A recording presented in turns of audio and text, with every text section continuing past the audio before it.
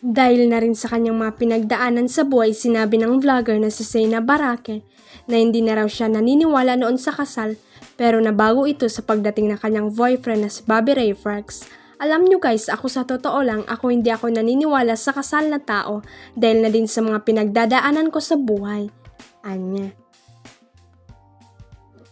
Pero nung dumating si Ray sa buhay ko, dun ko na yung sarili ko na magsisettle ako sa taong to kasi nakikita ko sa kanya yung future na alam kong maiintindihan niya ako kahit sa pinakamahirap na sitwasyon pa ng buhay natin. So sumugal ako, dagdag ni Zainab.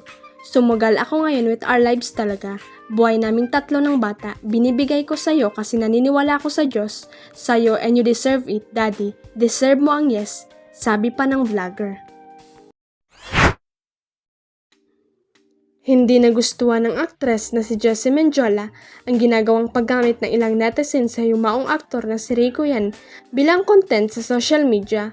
Kamakailan lang kasi ay nagte-trending sa social media ang video clips ng pagbisita ng ilang netizen sa puntod ng yumaong aktor sa Manila Memorial Park.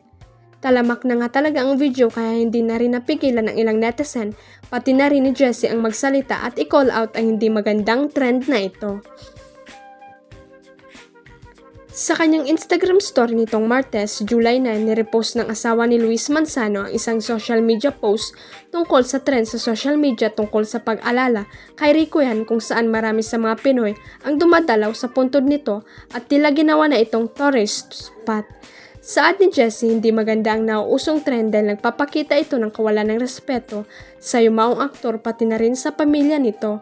Wala na bang magawang matino ang social media addicts, kunting respeto naman sa pamamayapa at pati na rin sa pamilya ng yumaong.